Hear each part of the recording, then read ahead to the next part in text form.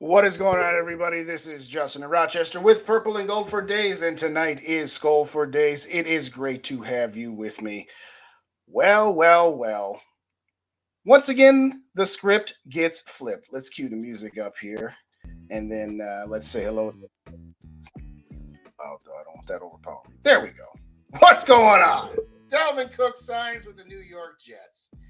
Oh, goody.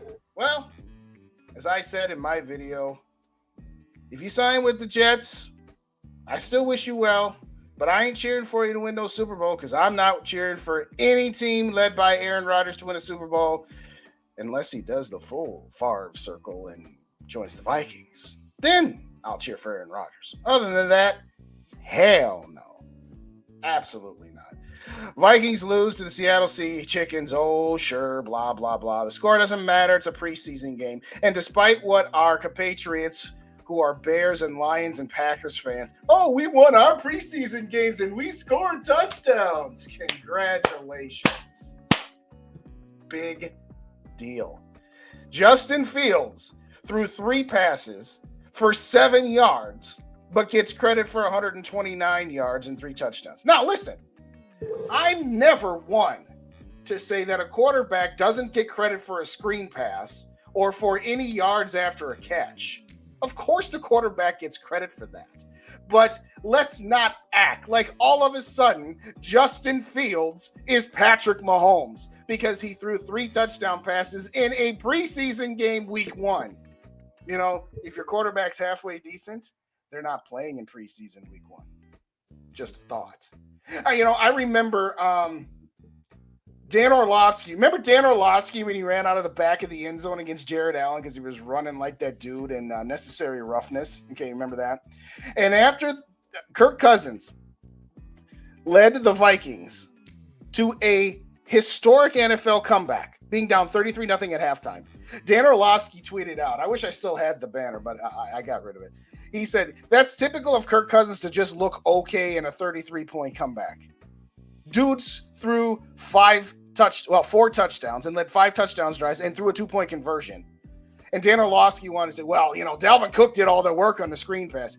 Yet we're going to finger bang Justin Fields for a preseason game where he threw 3 screen pass touchdowns. Give me a break. Oh, the Detroit Lions. Oh, yeah, we're favorites in the North because we made all these offseason acquisitions. Congratulations. Offseason acquisitions are great. You won the NFC North on paper. You won the offseason. Let's win some games on the field before you start talking crap. Oh, Jordan Love looked really good. Jordan Love this, and the Vikings, they look terrible. We didn't play any of our starters because we don't want to risk them getting injured. And we don't want to risk them getting hurt. But you have Justin Fields and Jordan Love who are in the same position as Jaren Hall. But they're your starters, and Jaren Hall is our developmental quarterback. Oh, I love fans around the industry. I always love trash talk, and I always love playing around and everything. But come on, ladies and gentlemen. Who's in the building so far? Let's take a look. What's going on, my brother, Grandpa Dave? Vikings First and SKOL. If you don't subscribe to Vikings First and SKOL, subscribe to Vikings First and SKOL. My brother from another mother, Vikings Uncensored, a.k.a. Rhino. Thank you. Great show. After my show is over, if you didn't check out Rhino's rants, check it out after the show. Thanks for joining, Rhino. Appreciate you. Gary's back in the building. Thank you kindly, Gary, as always. Gary joined me earlier over on the Purple and SKOL Media show that I did. And if you don't subscribe to Purple and SKOL Media, hit that up as well. We got all the contributors. We got myself. We got Rappin' Dave. We got GG Sports. We got SK. We got Yogi. Everybody contributes to that page as well. Raymond, what's going on? Good to see you. Love the Chuck Foreman 44. It looks absolutely spectacular. SKOL for Life is in the building. What's going on? Good to see you. Reggie. Thank you for joining as well. Appreciate you. Lamont is in the building. We need 2 offensive. We need at least 2, Lamont. 2? We might need 3. Now, I know. Continuity. That's what my brother Dave preaches all the time. Continuity this. All right, cool. We need more. We need at least 2. And they're on the guards. And we could also arguably say the center. Ditter, winner. What's going on? Yes, he is. Luigi You know what? I'm gonna throw it up there. I'm gonna take it down because I'm gonna do it in order. But I got one for you, Ditter. I got one for you. After sitting with Yogi and Grandpa Dave, who do all these graphic designs, I'm starting to try to step up my design game here. We'll take that one down. Oh, no, got to put the other one, the blank one, back up. Can't just leave that there for nothing. But you're right. He does look like a stud. Again, one preseason game, but that's going to be the topic. And let's not overreact to one preseason game, good or bad. My compatriot Mike Castellino wants to cut Jaren Hall. Okay, he doesn't say that, but he's just like, oh, he looked terrible. Okay, whatever. Villain's going to make the roster. Oh, absolutely he is. I'll say this right now. No, I'll save it for later. I changed my mind. Save it for later. No injuries. That's the most important thing in a preseason game. You are absolutely correct.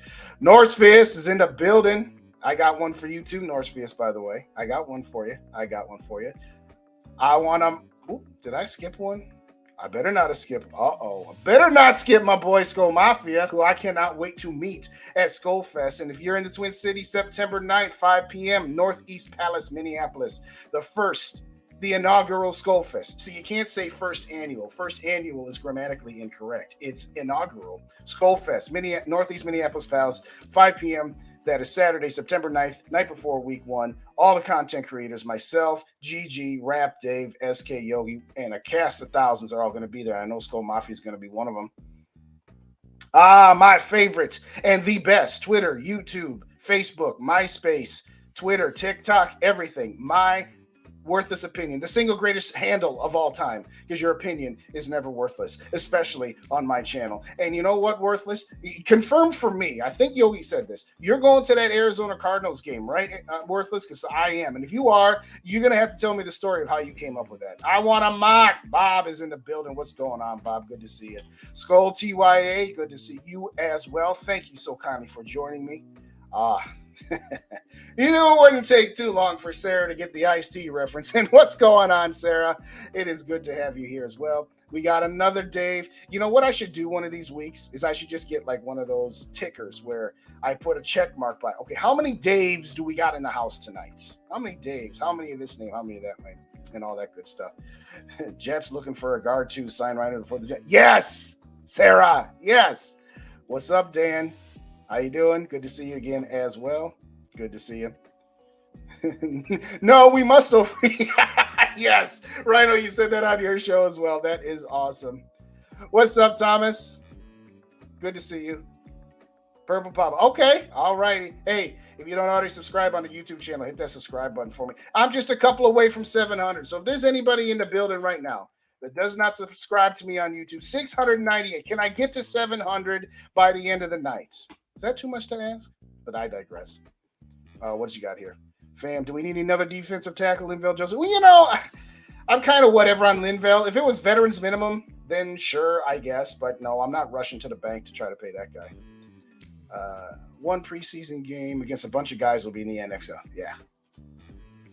Yes, the Lions, Whackers, and Bears are all heading to the playoffs, Sarah. Yes. Those fan bases, I get it.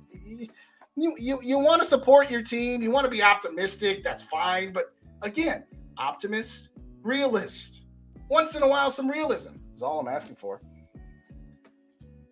Wouldn't miss it plus JHB. Okay, let's get it out the way. Yes, you are. All right, I'm looking forward to meeting you, and you got to tell me that story. We'll have some beers. You tell me that story. All right. I'll take anyone that gets me Ice-T's paycheck, SKOL TYA. How about that? You could get whichever one you want. I don't care. I do not care. What does Fire Marshal say about the best? I have no idea. I have no idea where you want that one. Oh, yes, Law and Order. Okay. $6.99. Appreciate you, boss. I appreciate you, Reggie. I've been seeing you in a bunch of chats. I'm glad. And as I say to everyone, leave me some comments, whether you agree with me or not. If you think I'm crazy and off my rocker, it's okay to leave me some constructive criticism. I'm okay with that. I really am. Contrary to popular opinion. Thanks, Norpheus. Yeah, if you could, hit that like button, Purple Game. Let's get this chat pumping. Let's get it pumping. Body count all day. David Ditter. All right, we'll go with that one. Body count all day. Rhino says, I just want one of his paychecks. You know what, Rhino? You're right. I was being too greedy saying that I needed Ice-T's paychecks. One would be sufficient. You are absolutely correct. Oh, boy. Now, that one's on you, Ditter. That one is definitely on you. All right, I'm caught up on chats. Before I get started, every week, for as long as I got a microphone and every show that I do by myself, I want to say thank yous. First off, thank you to all you guys for showing up. Got 22 people in the building right now. I appreciate each and every one of you. And want to say thank you to all of those who made this possible. And what I mean is the brave men and women who are currently or veterans of any one of our militaries, our armed forces, who paid the price, who sacrificed, and put their lives on the line so that we would have the freedom in this country to be able to sit down on a Monday night and just yap away at each other over the internet about our football team. To the brave men and women who are police officers, firefighters, EMS, for always taking care of us in those dire situations, running towards the danger while the rest of us cowards run away from it. To the doctors and nurses and frontline workers who take care of us when there are emergency situations or even just regular checkups. You guys do not get appreciated enough. So I want to say thank you to all the veterans, police, fire, EMS, doctors, nurses, frontline workers. Thank you from the bottom of my heart. Y'all don't get appreciated enough. And for as long as I got a microphone, I'm going to say that every single time. I hope it doesn't bother anybody that I just say thank you to people. Because I had somebody leave me a comment saying, why you got to make it political? It is not political for me to just say thank you to people who sacrificed, for people who put their lives on the line every day. I'm sorry to rant. I didn't mean to get into it. But I had somebody yell at me the other day for, why are you making your show political? I don't talk politics on my show. That's the last thing I want to talk about. I don't want to talk about politics in real life. Why is it if I'm on this microphone, you think I want to talk politics? No. I'm just saying thank you, y'all. My boy Rap. Rap might join me later today, ladies and gentlemen. Rap might join me. He's got some things he's got to take care of, and I told him I want the first segment to get some stuff off my chest. But y'all might want to send Rap a little condolence note. His boy Dalvin Cook signed with the New York Jets. If he wasn't in South Carolina, I would have drove to his house to make sure he's all right. Sodak's in the building. What's going on? Hey, at work, tired of missing the line street. Hey, it's all right, man. We always appreciate when you get here. You got to watch it back later. That's all good. I appreciate you, Raymond. I appreciate you. Sodak, thank you. I appreciate you as well. Appreciate all you guys. I really do. I mean that with all sincerity.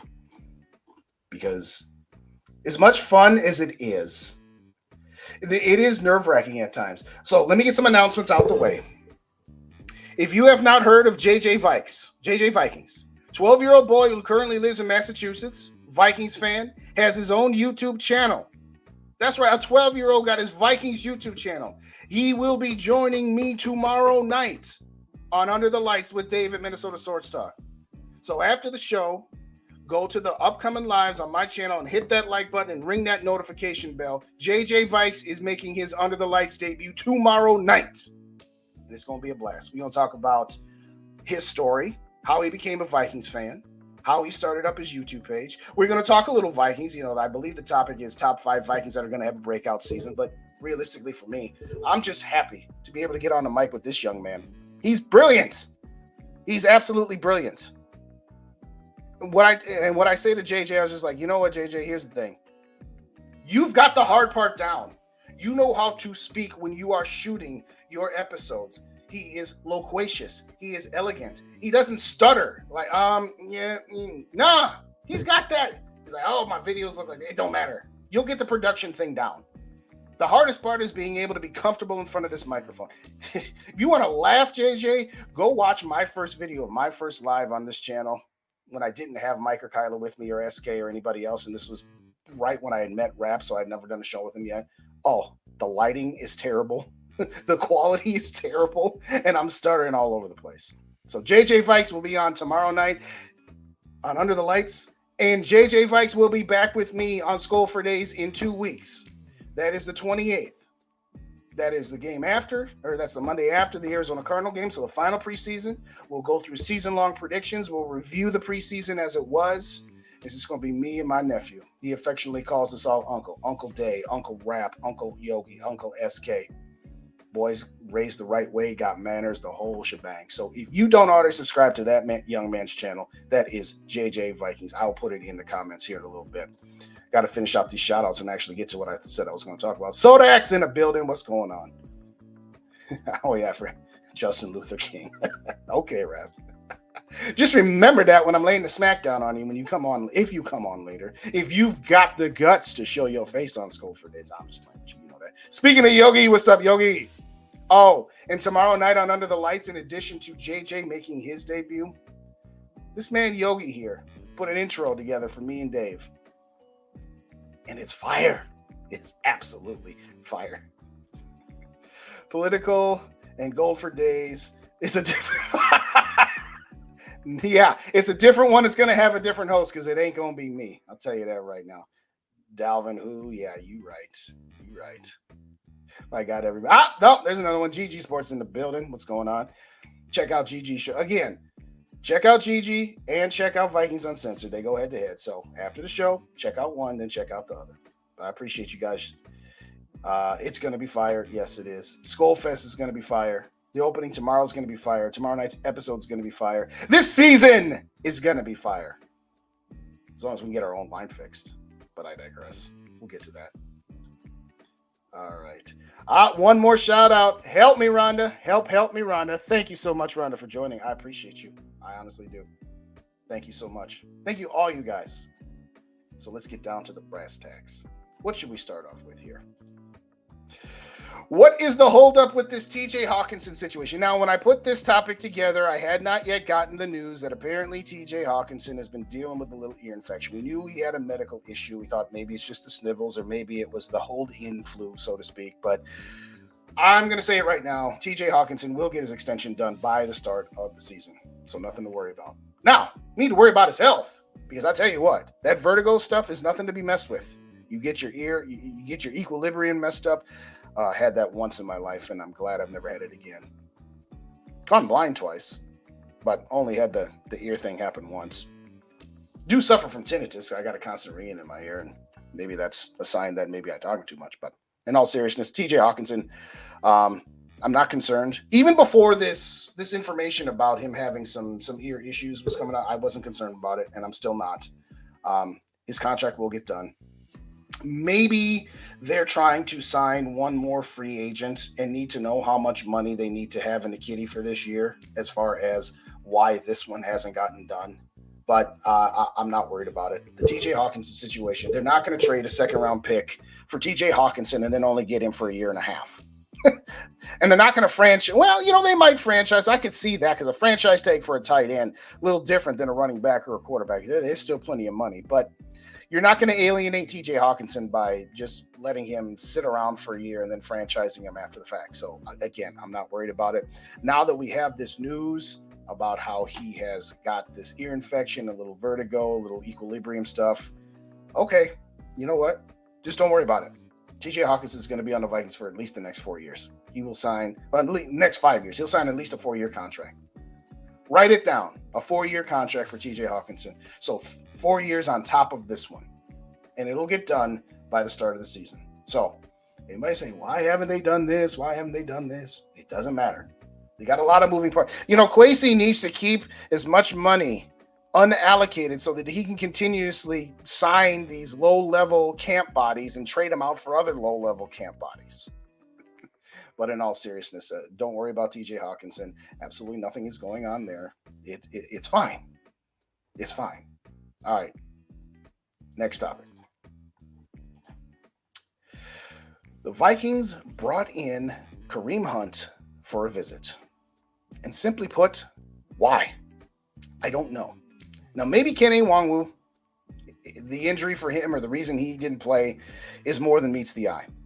All I know is I really have no interest in Kareem Hunt, particularly if he wants anywhere close to market value. If he says, I'll take veterans minimum, sure, bring him in, and he can battle Ty Chandler for the backup running back, and he can be part of the committee. Alexander Madison is going to be the chairman of the board. That's the phrase I've been using with this committee. Boardman, chairman, okay? Alexander Madison is going to be the chairman of the board, period. End of discussion. Now, yes, Dwayne McBride. Oh, welcome to the NFL, rookie. Oh boy, he didn't look all that good on Thursday night, did he?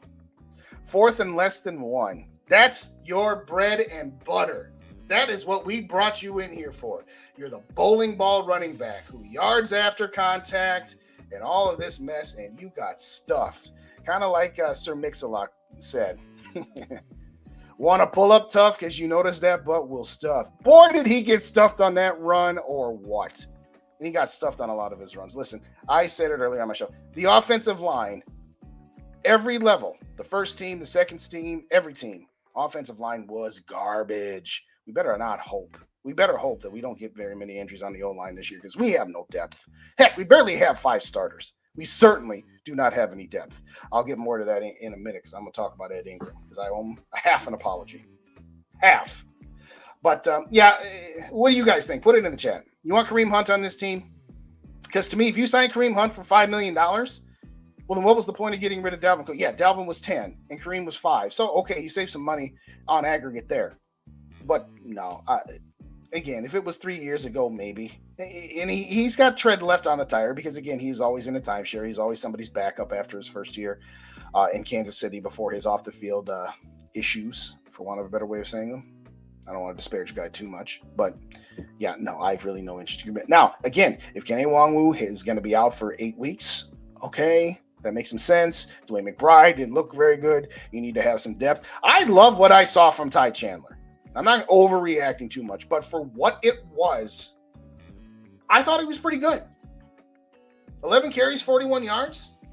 Okay, so just under 4 yards a carry behind a garbage offensive line, 29 yards. Blitz pickups were outstanding. Pass pro, outstanding. Yeah, he's got this number 2 running back right now. He's got it. Unless he starts fumbling in practice and fumbling in a game, and unless Kenny Nwangwu just blows the doors off O'Connell and company. Yeah, Ty Chandler, welcome to running back 2. I'm looking forward for you to show the world that it wasn't that big a deal that we let go of Dalvin Cook, despite what some of my brethren might think about letting go of Dalvin Cook. Hold on real quick, y'all. I got to send this link to Raph just in case he decides to join me. He said he might join me. He said he's got some stuff that if he can get done, or his wife does, or something like that. So I'm gonna get him this link just so that he has it. All right, because I'm gonna forget about it in a minute. But anyway, Ty Chandler provided a great outlook on a couple of plays for Nick Mullins, by the way. And by the way, yes, my dream of Jaren Hall becoming the backup quarterback, yeah, that's gone too. Now listen, Nick Mullins did what he was supposed to do. 14 for 20 for 139 and a touch. He showed you that he's a competent backup. He showed you that he's a step above Sean Mannion. He showed you that if Kirk were to go down for 3 or 4 games, something like that, he could probably go 500. And that's what you want your backup quarterback to be able to do. Now, if Kirk went down for 8 to 10 weeks or the whole season, well, forget about it. Yeah, forget about it there. But Nick Mullins showed you that. And actually, I think Nick Mullins' pocket presence is a little bit better than Kirk's. Obviously, he doesn't have the arm that Kirk does. He doesn't have the accuracy, obviously. Let's not get crazy. But he was running for his life back there. And the fact that he didn't take about 4 or 5 sacks shows me that, okay, in an emergency situation, Nick Mullins we can survive a game or 2 or 3.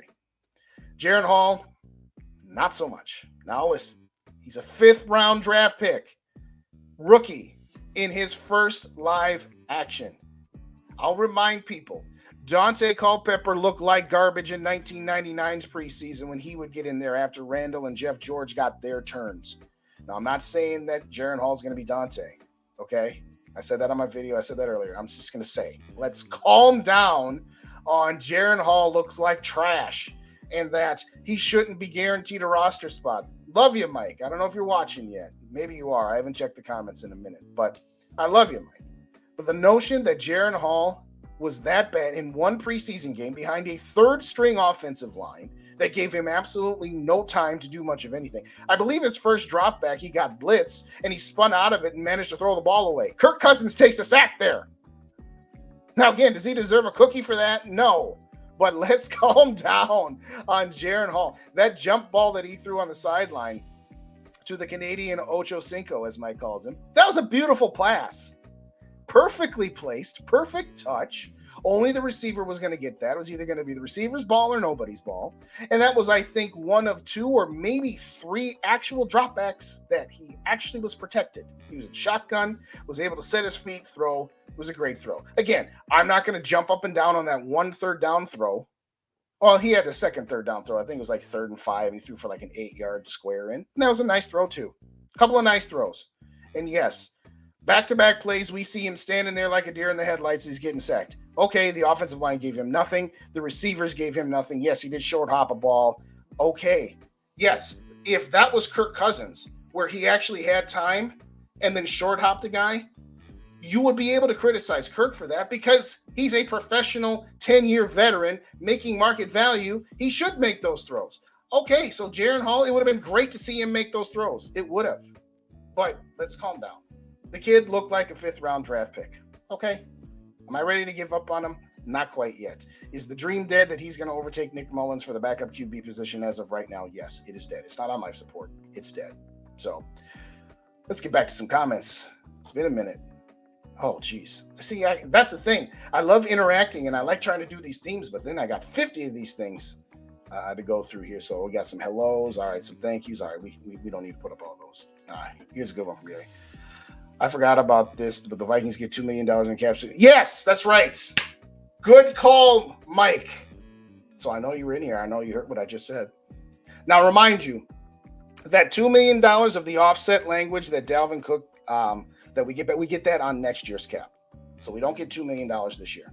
The offset language goes on next year's cap. But yes, we just made a dent in that $60 million dead cap hit that we got looming over our heads by getting $2 million back for Dalvin Cook signing. But there you go. Nobody's gonna miss prep Cook by week 5. I hope you're right. Let me see what I'm saying. Okay. He said he's not sure. That's fine. That's all right, Rap. Oh, by the way, if you don't already know, during the year, Rap and I are going to simulcast on both of our channels at 8 p.m. Central Time. 8 p.m. Central Time, Sunday nights, post-game show. We did a few of those last year. They were fire. We're doing it every year, every week this week. Now, week 1, it will just be me, and Rap will try to pop in because he'll be at the hotel because he's going to the week 1 game. I am not going. I'll be here. So I'll be doing the post-game show. Rapping for days is what we're calling it. Yeah, rapping for days, right? Okay. I don't know if Rap wants me to run it on his channel, if I'm only going to run it on mine, but if he wants it on both, I'll put it on both. But I will be running the show that night, but every other game, 8 p.m., every other Sunday, 8 p.m. We haven't figured out what we're doing for that Thursday night game, and that kind of depends on how the game goes and how late it is, but we'll see. Some what's up, some hellos. Okay, anyone? Thank you, Dan. That's right. I had said, look at my first episode and how terrible it was. Yes, it does. I'll take JJ. Okay, there you go.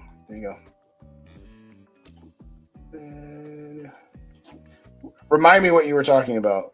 Remind me what you were referring to there. Oh, hello again, Rhonda. Good to see you. It's going to be fire. We go give to the or burning it down. Yes. That's why I love Sarah. She keep it real. Did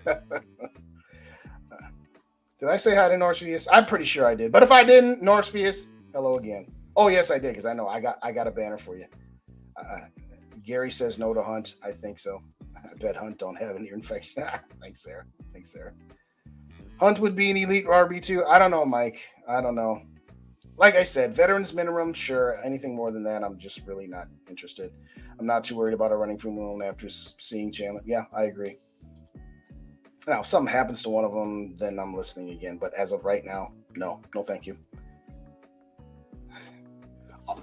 Aren't we all, Sarah? That's the tweet. That's the comment of the night so far. Just waiting for the breaking news that the Vikings signed Risner. How about sign somebody that's actually going to make a difference? Again, I know you need camp bodies, but trading out, you got rid of Jackie Chan and brought in some other tackle I never heard of. It's like, why? What's the point? Why are we trading out tackles?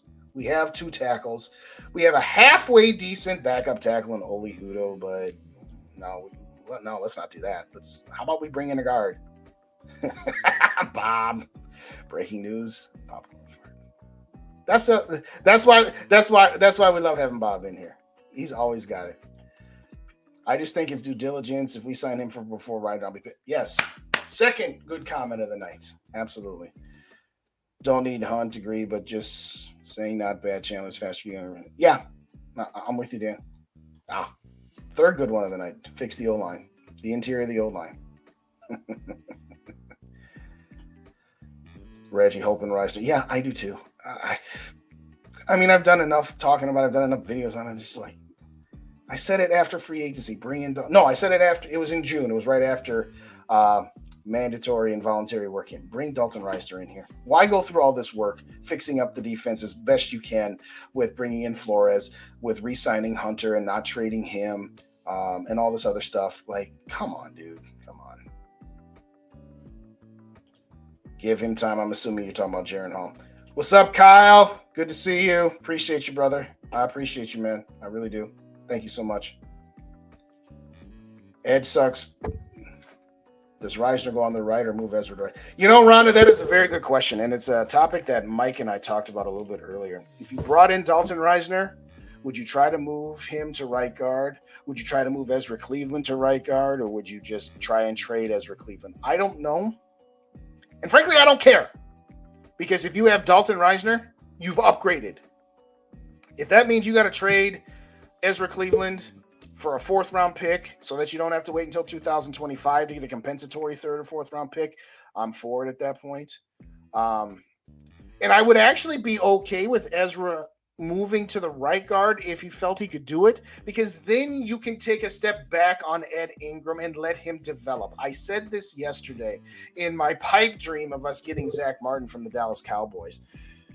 Interior offensive linemen, generally speaking, you have to let them develop for a year or two. You have to let them be coached up. So part of my apology, in fact, hello.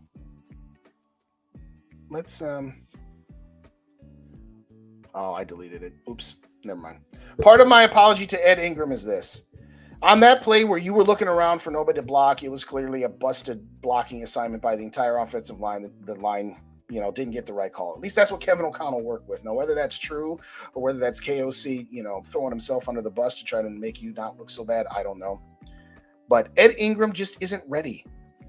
And we all thought last year, well, Ed Ingram, he's a second-round pick. He's got to be better than Dakota Dozier and Drew Samia, so just put him out there. He can't be any worse. Well, he wasn't any better. But if he was, it was not much. Offensive linemen in the interior need time to develop. So, yeah, if you sign Dalton Risner and you could kick Cleveland over to right guard and let Ed Ingram be the swing guard backup, I would be okay with that. But yes, if you sign, bottom line is get Dalton Risner in the building and let him stay here. That's what I want more than anything, because he can pass block. Neither Cleveland nor Ed Ingram are any good at pass blocking right now. I'm sorry. And again, they can block better than I can. Well, lots of people can. Okay, but you're an NFL player. And again, this offense. Think about this offense. Kirk Cousins. Number 42 in the league. Number 42 overall. 6th highest voted on quarterback. Justin Jefferson, number 2 in the league. Jordan Addison. We'll talk about him in a minute. No, let's talk about Jordan Addison now. Jordan Addison, put him on ice. Do not play Jordan Addison at all for the rest of the preseason games. I don't want to see him in Tennessee. I want to see him in Arizona only because I'm going to be in the building. But if not, I'm not going to be disappointed. Do not let Jordan Addison play another preseason game. Put him on ice. Let him get his work in the scrimmages. I don't want to see Jordan Addison on that field again until week 1. I don't want to see him again. And the reason I say that is he's shown enough. That toe tap, non-catch, Chris Carter-esque. On one hand, I want to be mad at O'Connell for not challenging it, but I didn't want to take in a 3-hour preseason game any longer. So, okay, fine. We'll let that one go. Jordan Addison is real deal. He would easily be the number 2 wide receiver on a lot of teams in the NFL right now. And dare I say he'd be a number 1 wide receiver on a couple of teams. I'm looking forward to this trio of wide receivers. Woo, woo, woo. I'm really looking forward to it. I really am. So at the end of the day, for me, Jordan Addison, he balled out. I know he only got 2 catches. And yes, the one catch that he actually got, if Nick Mullins throws a better ball, he might have scored a touchdown on that. At least got another 15, 20 yards. But yeah, Jordan Addison is real deal. Whether KJ Osborne is back on this team next year or not, him and Addison and Jefferson together are going to be what we have seen from Jamar Chase and T. Higgins. And I am here for it. And you know what? I'm really here for this team right now. These three wide receivers, because as I said a couple weeks ago, what I like about these three wide receivers is they can all play the X, Y, and Z. They can all line up in the slot. They can all line up outside. They can all do these different things. It's not where you've always got Randy Moss on the outside and Chris Carter in the slot and Jake Reed over here. You can mix and match these guys. You can run jet sweeps. You can run trips on this side and TJ Hawkinson on the other side, matching up one-on-one against a linebacker because all the defensive backs are over here with the three wide receivers. Gavin O'Connell has all the weapons, except for the interior offensive line. Except for that. So, yes, sign Dalton Risner and figure it out. You don't have to say, Dalton, you're guaranteed a spot. You know what? If you need to guarantee Dalton Risner a spot, guarantee him a spot. Which one do you want? You want the left or the right? I don't care. Just get him in the building and make your offensive line the best offensive line you can possibly make it, since we can't trade for Zach Martin anymore. But good question, Rhonda. Thank you. I appreciate it. Norsfia says that Ezra would move to the right. I'm fine with that. I don't care. Bob wants to know when you... I don't know. I'll check with GG and I'll check with Rap and I'll check with all the other guys. SKOL Life says, well, I say post that Ryder. Yes! Post that tweet that Risner said he wants to be on the Vikings. Absolutely. Absolutely. Risner would go to right. He played right tackle in college and center, so I think he can switch more. Okay, Dan. Okay. I appreciate that. Thank you. Like I said, I just want the best five guys out there. All right, big shout out to Mitch. What's going on, Mitch? Yes, I know. He's got the Fly Eagles Fly. Mitch joined Dave and I under the lights a few weeks back. He's an Eagles content creator, but he's one of the good Eagles fans. He's not one that would throw a full can of beer at you if you walked into Eagles Stadium. Good dude. We had a great conversation. Mitch, I don't know if you remember, but Tuesday night, 2 days before our game, if you want to come back on Under the Lights, you got an open invitation because we'd love to have you on to do some trash talking after you guys lose to Ezekiel Elliott, Mac Jones, and the New England Patriots at week 1. Coming into your house on that Thursday night game. I'm just playing with you. But thanks for joining, guys. Treat Mitch White. Treat him right. He's a good dude. Risner at left guard. Trade Ezra for a backup. Right. I don't care. Anything. I'm down with all of these ideas. I am down with all of these ideas. I really am. Does Ed give up more? You know what? That's a good bet, SKOL TYA. That is a good bet. Oh, which side do you got? More sacks or more stepping on Kirk's foot? You ain't lying. Thank you for drafting Jalen Carter. Bears Lions gifted us an unexpected present. Yes, well, I'm glad. As much as I don't really like the Eagles getting better there, it's better than the Lions or Bears getting them. I'll give you that. Shouldn't be too hard on Ed. Imagine how he feels. Yeah, again, Rhonda, to be clear, I said this in my video, I am not putting all of this on Ed Ingram. He was put into a position to fail because he was not ready to be put in, but they put him in because they had no other better options.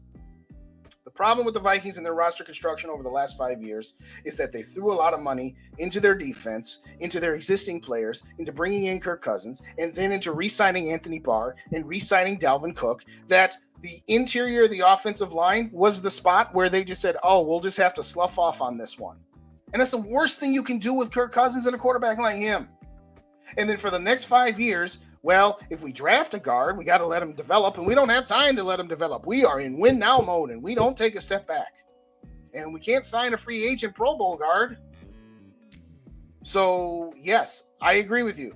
And that's why I say I half apologize to Ed for my sculpturing hot review of his performance on Thursday. Say, okay, you know what? You ain't ready, and it's not entirely your fault.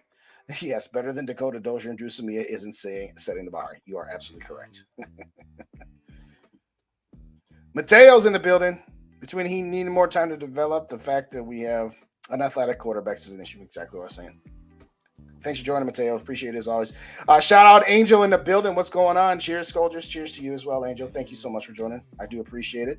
We got another shout out to Eric and Florinda. I almost said Florinda. Florinda from New Mexico. Eric, Florinda, thank you kindly for joining.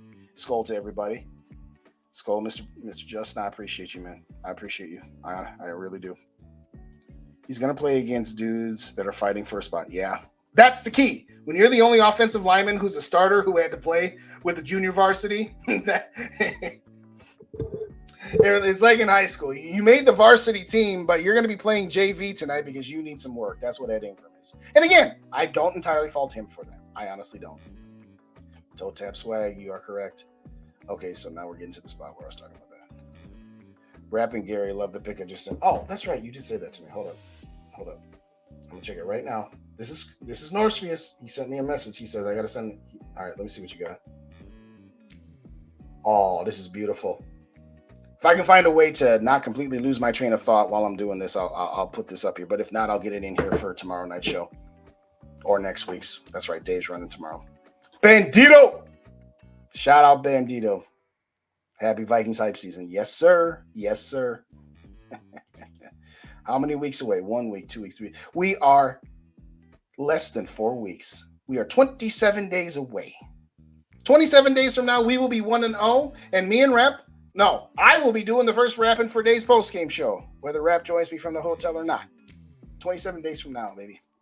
Jamar and T. Justin, I love your bias, but stop it. Neither of our guys are explosive as Jamar, and T is a bully. Addison is a stick stump, not closer to AJ and Devontae Smith. Okay. All right. I would slightly disagree. Let me put it this way. If I had to rank them, obviously, I'm going to go Justin is 1 and Addison is 4 and Jamar is 1B and T is clearly 3. It's not bias, Mateo. It's not bias. What I mean by it is that's what I meant about saying Carter and Moss had defined roles. Moss was go long. Carter was in the slot underneath. And that's kind of what Jamar and T are. But I get your point. And again, yes, is it optimism? Despite the fact that I can be the curmudgeon and just negative all the time. Yes, it's optimism. But, and you're right, it's only one preseason game and what we've seen out of training camp. So maybe that's a little ambitious. But I will say then that JJ and Addison could be the next combination that we think of and put into the category of Jamar Chase and T. Higgins. All right, I'll slow the roll a little bit there. Great picture, by the way. Norsefius. Drop Shot Jake is in the building. Shout out Drop Shot, my main man. Thank you so kindly for joining me. And thank you for coming in on the YouTube side and not the Facebook side with the fake out that you got me with last week. Good to see you. Chad is in the building as well. Tomorrow is a good day for Dalton Risner to sign with the Vikings. Yes! Yes! Any day would be. Sooner rather than later. But I agree. Let's get him in the building and let's shore up our line as best we can. Rhino agrees with you. All right, can we talk about how neither of the overrated running backs increased their team's chances? Yes. Okay, so if y'all don't know, Dalvin Cook signed with the Jets. In fact, let's bring that one. No, I'm gonna save it in case Rap comes up. I'm gonna save it for when Rap comes up. All of the overrated running backs did not change. Running backs, it's not that they don't matter, and it's not that anybody can just play running back. It's about your cost-benefit ratio. If running back A can get me 1,400 yards, but cost me $14 million a year, or running back B can get me 900 yards, but only cost me $300 a year, then you take running back B because the additional 500 yards that running back A gives you is not worth the additional $11 million in cost. All it is cost-benefit ratio. And I'll say right now, Dalvin Cook, he still has his home run ball. But we saw, how many times last year do we saw? Handoff Dalvin, no gain, -1, 1, 2, -4. And we're 2nd and 15 or 2nd and 9. Those home run balls were great. The Buffalo game, the Indy game, the Miami game. We've talked about them. But those opportunities at $14 million just isn't worth it. If you could get Dalvin, if you could have got Dalvin to take a contract, I mean, again, they said somebody reported the Vikings offered him 7. And what did Dalvin Cook get? I didn't see. Put it in the comments for me, please. What did Dalvin Cook actually get? Did he get the same that the Vikings had supposedly offered him at 7, or did he take less? I know he got more than the $2 million that people, thought he would get, but the point is that it's the benefit, it's cost to benefit ratio. Yes. If you're talking about the best running back on your team is only going to get you 500 yards versus a guy who's going to get you 1,400 yards, then you're willing to pay that premium if you are able to, if your roster has been constructed properly, where you have those spare millions on your salary cap. Vikings don't have those spare millions. Even if they did have those spare millions, it wouldn't be wise spending unless you were this close. And the Vikings, this just in, at the moment, are not. But that's okay. Good luck to Dalvin. We're not cheering for you. I put a short up there before I went live where it was a recap of a video that I did saying if Cook went to the Jets, we wish him well. We're not cheering for you. If you had gone to Miami and somehow Miami gets to the Super Bowl and we're not in it, we'll cheer for you and wish you well. Oh, you playing with Aaron Rodgers? Hey, you're dead to us now. No, I'm just playing. You're not dead to us. I still got the Cookie Monster jersey up there, but I'll keep that one. But no, I'm not going to cheer for Dalvin as hard as I was going to because I ain't cheering for no Aaron Rodgers. I am not cheering for no Aaron Rodgers. Unless he ends up in purple, like I said earlier. But VAQ, embrace the suck. What is going on? Thank you so much for joining me. I saw you the other day. I appreciate you coming by, man. Appreciate you coming by. Don't be bitter. What's Sarah bitter about? Oh, fantasy stuff. Oh, sorry, Sarah. Oh, my bad. Spielman subscribed to the interior offensive line doesn't matter theory. Yes. Which is mind-boggling. By the way, Rhino. Great point. Great point, Rhino. Spielman forced Cousins onto Zimmer because he couldn't find his own quarterback, and the one he did find got hurt. But he's going to subscribe to the interior offensive line theory don't matter when you got the one quarterback in the NFL who that most doesn't apply to. Come on, Rick. Ed needed to play offensive line like the 49ers, not like with the Rams. Sadly, we played. Well, yeah, you're right. All right, Davey says, do you think O'Connell's staff believe Ed and Ezra better than Risner? If they're not, they're probably already. Yeah. Here's the problem. With Ed Ingram, he is one of their draft choices. So they're going to give him the benefit of the doubt because he's one of their guys. That's unfortunate. It's stupid. You give the benefit of the doubt to the guy who's going to give your team the best chance to win. But I don't necessarily disagree with you, Dave. I do think that there might be something to at least the Ed Ingram side of that. Now, the Ezra Cleveland, he's not one of their guys. So I don't know. But you're, again, to the points that you have brought up, Dave, is it that he's asking for too much money? Is he asking for a guaranteed starting spot? I'd love to be a spider under the table or a fly on the wall to those discussions as to why he's not here yet. I'd love to know that answer. I fear we close to total rebuild year sooner. Yeah, it's going to be next year. We got 30-some free agents. We got $60 million of dead cap hit. So guess what? While the rest of the NFL is playing with $250 million in salary cap space, the Vikings are going to be playing with 190. I'm not going to go too far down that road because I've made a decision for myself on my channel and in my lives and talking to you guys that during the offseason, I will talk about the Vikings would be better off thinking long-term moves and this, that, and whatever. Once the season hits, it's full speed ahead for this season. But part of the reason why I was willing to trade up to a third-round pick for Zach Martin before he re-signed with the Cowboys is this team's going to be completely different next year. And how much of that they're going to be able to hold on to, competitive rebuild might be 75% rebuild next year. I mean, I don't know if they're going to bring Cousins back, obviously. Danielle Hunter. And all, just to name a few, Harrison Smith, another one. So we got to get it this year. We got to do the best we can this year because this team is going to be drastically different next year. I think that they are left. I might start to question their competence. Yes, I agree. VAQ, are you Kodiak from Dealing? No, okay. Nope.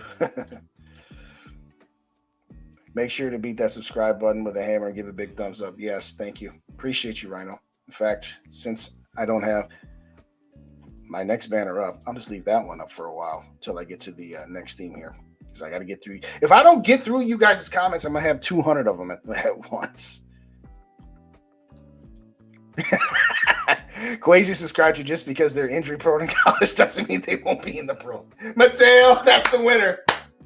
That's the winner. I got four comments in a night, but that one was pretty good. I got to give you that. Okay, so new Sunday NFL ticket is going to be a dumpster. I've never had Sunday ticket. Would you trade away JJ for a real quarterback of the future? No.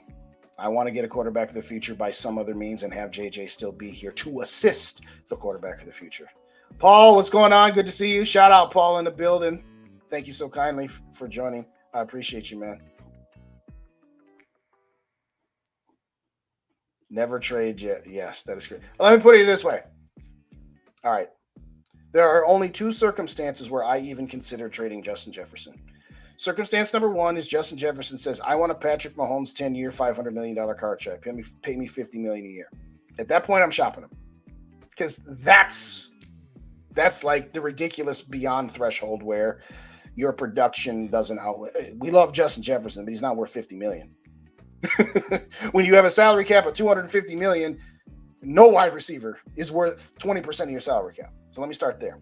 The only other circumstance where I consider, and I'm saying consider and consider only, I'm not saying I would do this, but let's say hypothetically the Arizona Cardinals and the Houston Texans are the two worst teams in the NFL. I'll mind you that Arizona has Houston's first round pick. So Arizona in that scenario would have the first pick and the second pick. And they'd also have the top two picks in the third round. If Arizona called me and said, I'll give you pick number one, pick number two, I'll give you my two picks in the third round that are slots 1 and 2, and I'll give you a first round draft pick in 2025. So in other words, 3 first round draft picks, 2 of which are at the top of that draft, plus another first round next year, plus 2 third round picks. I'm not saying I would do it, but I'd consider it. That's an illustration of ridiculousness to show you that there's no circumstance that I would legitimately trade JJ, because that circumstance I just gave you does not exist. And the circumstance where he's asking for $50 million for 10 years does not exist. So the answer to your question is no, I wouldn't. I'm very excited to see the defense. Yes, Rhonda, I totally agree. In fact, I'm going to get to that here. I'm going to finish up these shout outs here in your comments and get back to the themes. So he got $9 million, 8.6 according to Chef. Okay. Yeah, no, I would have kept Dalvin for 3 or 4. And when that report came out that the Vikings offered him 7, I was not happy about it. I'm like, what? You were going to pay him 10.4 because the other part of the 14 million was dead cap hit from signing. He was going to make 10.4 with us, and you offered him 7. That $3 million cut wouldn't have been enough for me. So good on Dalvin. Good for him that he got 8.6. Again, we wish him well. I jokingly say I'm not cheering for him because he's with Aaron Rodgers, and I mean it, but I don't mean that in a nefarious way. So good luck to Dalvin. And you know what? The Jets are knocking on the door in that division. Buffalo better watch out. That defense, and now that you got Rodgers and Cook, if they can put that offense together, they could easily be the 4th best team at minimum. Obviously, you still got Kansas City, Cincinnati, but then you got Buffalo and New York. That's going to be a fun division to watch because Miami's still going to have something. At the end of the day, I don't know what to make of New England, but at the end of it, that's a good signing for them. That's a good move for them. Thanks, Mateo. Thanks, everybody who put that in there. All that, Reggie, all that to get beat by Burrow. Speaking of which, my cook is done. SKOL. You know what, Eric? Rap feels the same way. In fact, I said this on the earlier show. I would love to be able to put on pay-per-view or at least, sell the group chat that all of us at the Purple and SKOL Media, myself, Rap, Dave, Mike, SK Yogi, this group chat that we got where, again, when Zeke Elliott had signed, but before Dalvin had, Rap was still going on. We should never have let go of Dalvin Cook. You guys are going to say, we're going to miss Dalvin Cook. Stop it already. Cheer for the Jets. Packers have their first. Okay, I mean like cheer for them to win the Super Bowl, Chad. I'm saying like if Dalvin Cook went to Miami and Miami was in the Super Bowl and the Vikings were out of it, I would say, yeah, go ahead. Let's cheer for Dalvin to win the Super Bowl. But if the Jets are in the Super Bowl and the Vikings are in it, no, I'm not cheering for Aaron Rodgers. That's what my point was. Skolger Soup is in the building. Shout out Skolger Soup. Thank you kindly for joining me. I know you've been here for a minute or two, about 7 or so, and I haven't got to yet. So thanks kindly for joining me. I appreciate you. Appreciate you as always. Yeah, I got that one. I'm going to put it up again. That's a good one, Mateo. That is hilarious. That's hilarious.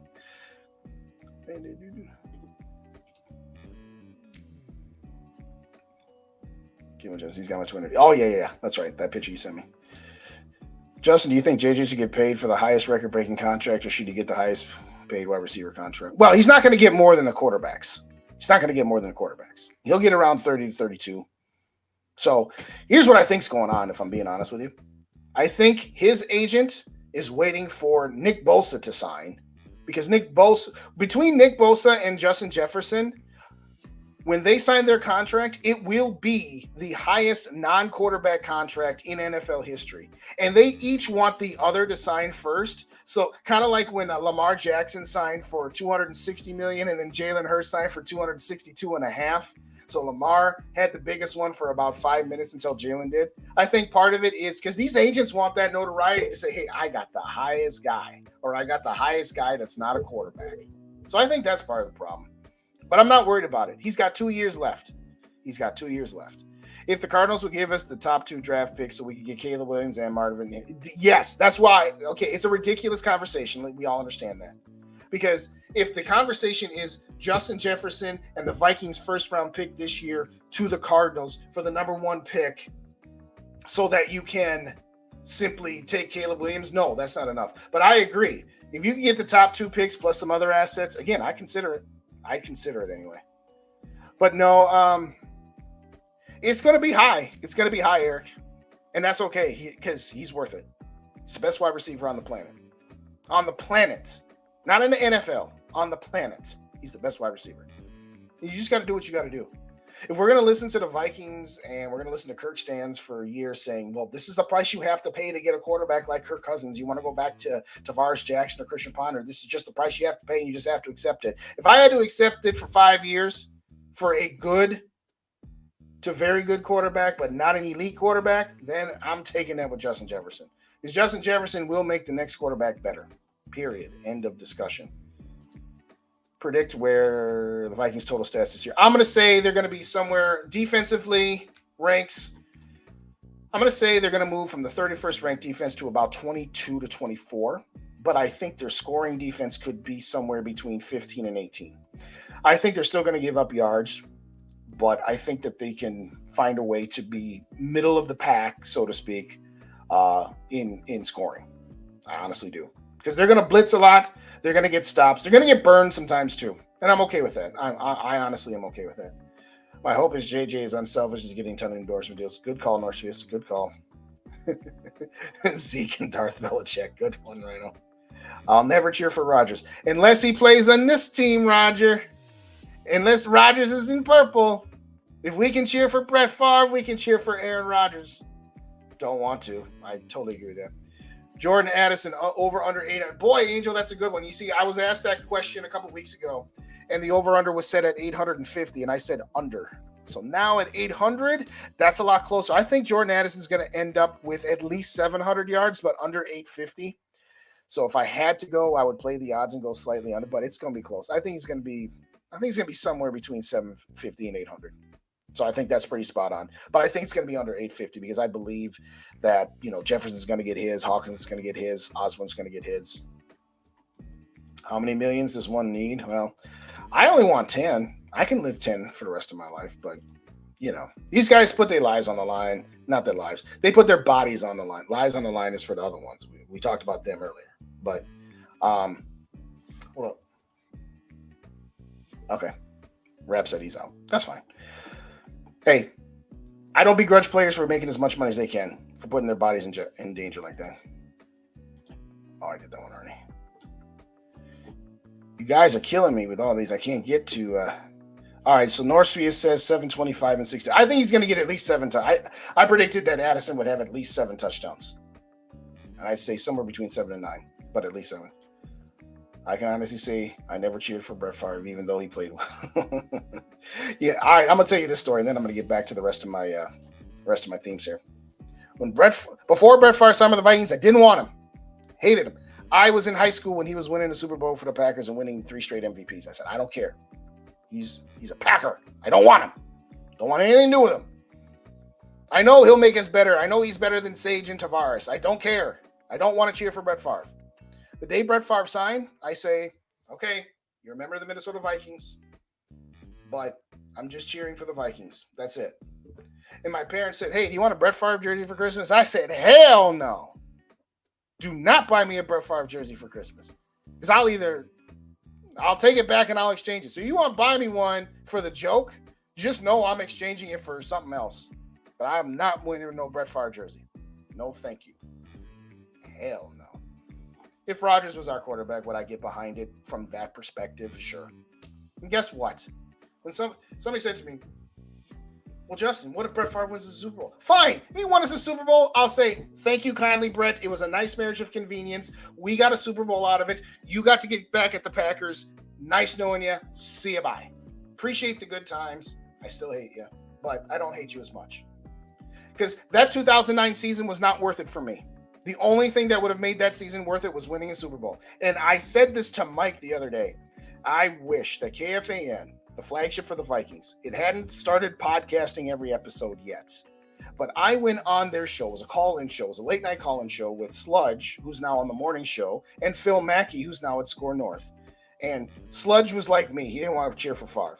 And that night, I called in and I said, all right, Sludge, here's what's going to happen.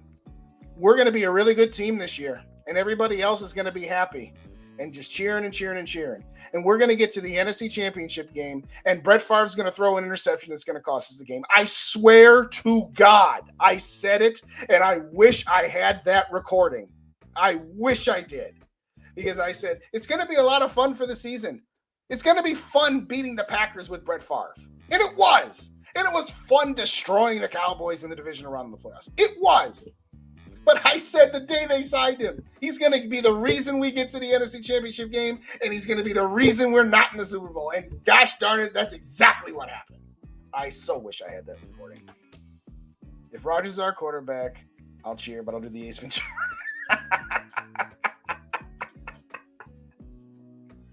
Oh, I'm going to leave that one up there for one more minute. Okay. Corey hated that nickname. Yes, I know. Corey Cove absolutely hated that. Well, he didn't get along with Mike either, by the way. That's why Mike was the one who got it. I do miss Star, too. I do miss Star. He was fun. He and Corey were good for a while, and then something happened, and they tolerated each other for like the last year and a half that they worked together. And, yeah, when they had to make a cut, they said, well, got to keep Corey. He's like the main part of the show. And Star's kind of the, what Meat Sauce is now, which is the guy to throw jokes at and goof around. So having said all that, I wish I had that recording. Okay, for real. I got to get to these here because we're already past an hour. I got a few things I wanted to talk about. Well, let's just throw the banner up there now. Let's see here. Okay. Rap said he is totally out. Okay. Dalvin Cook to the Jets. We just got done talking about it. I was going to save it for Rap, but he's not there. Luigi. I love this guy. I absolutely love this guy. This is for you, Norsefius. You wanted me to do some memes. So here you go. Got Luigi and got Luigi. This guy is going to be at minimum. He's making a roster. He's at minimum going to be the Brian Robeson to Danielle Hunter and Davenport. At minimum. All due respect to Patrick Jones. I like Patrick Jones. I'm not throwing Patrick Jones out yet. I'm not. I think he's going to be part of the rotation. And I think he's going to be a solid part of the rotation, not just a backup to the backup. I know, one preseason game, but he's the only one who did anything worth a darn on the defensive line. Pressures, strip sack. I love this guy. And the media guys, Judd and company, they've been talking him up for the last couple of weeks. I love this Luigi guy, and not just because he's got, the name of a Mario character. But DJ Wanham, he's on notice right now, ladies and gentlemen. DJ Wanham is in danger of not making this roster. And at the end of it, if he makes the roster, great. And if he doesn't, he doesn't. But DJ Wanham is nothing special. And people are going to talk about, what about that time he had 9 sacks in 1 year? And he had like a 6-week stretch where he had like 8 sacks. Go back and watch the tape, and you'll see all but one of those sacks were his teammates doing all the work, and he just cleaned up the mess. He doesn't collapse the pocket. He doesn't contain. He just had the quarterback get rolled out and flushed to him, and he tackled the guy. He doesn't.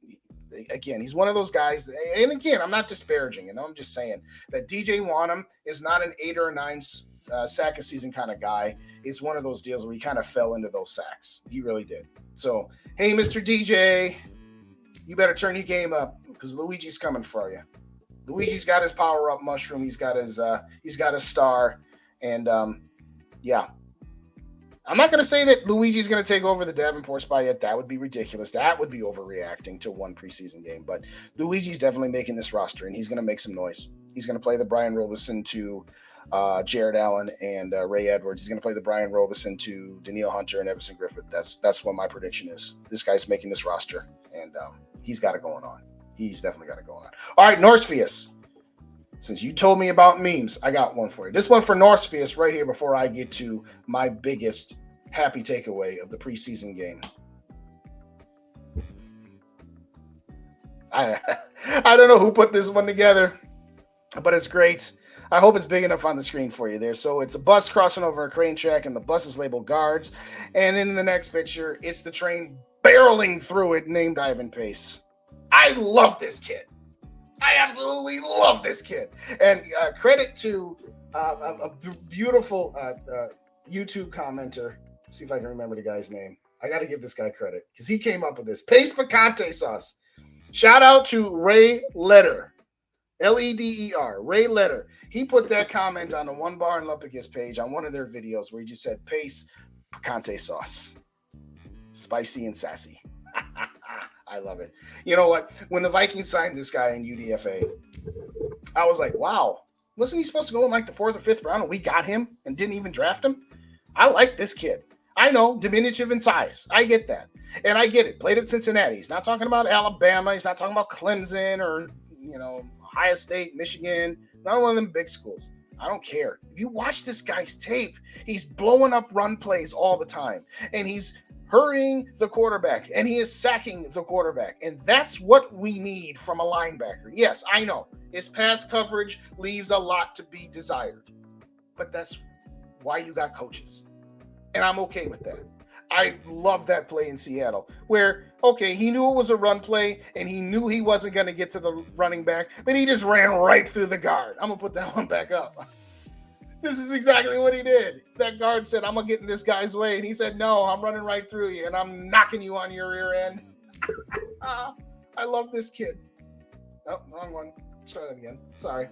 Production value. Ivan Pace is definitely making this team. I don't know if he's going to end up starting over Asamoah. Got to get it right. I don't care. He's going to make this team. He's going to be a contributor week 1. Whether he gets the starting job, whether he's a rotational guy, I don't care. But this guy is copyright Top Gun, Mach 3 with his hair on fire. And man, oh man, was it a lovely sight to actually see our linebackers be aggressive. When did we see that last year? Answer, never. We didn't see it at all. It was beautiful. I know, preseason game number 1. Backup offensive lineman. I get it, but I like what I'm seeing, and I like what I'm hearing from this kid. This kid is phenomenal, and I'm here for it. Defensively, just get to okay. We've said it all summer. We've said it on our shows for the last couple of weeks now that we're actually getting into training camp in the preseason. Like I said earlier, just get the defense yardage-wise around 24, maybe 22. I'm fine with that. I'm totally fine with that. Scoring defense, if you can even crack the top 18, we're in business. I said it last week. It was a great point by Judd. Even though it's bringing up the old 2009 Saints team that cheated us.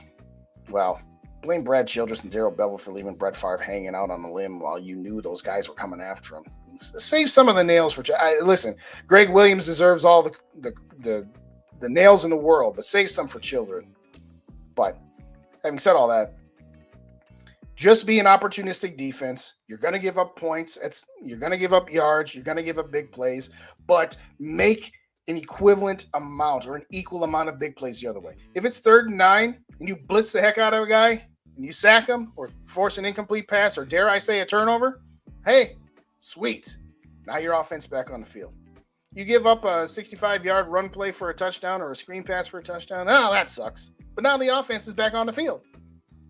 And if you can have a ball-controlled offense that doesn't have as many 3-and-outs, that utilizes all of these weapons very well, as long as we can shore up that interior, which was the first theme in the world, the first theme of the night, then I don't mind a blitzing defense that occasionally gets burned. You'll live with that.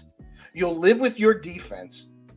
Denny Green always used to say, I will give up 100 yards passing if I can get a turnover. And I thought about it for a second.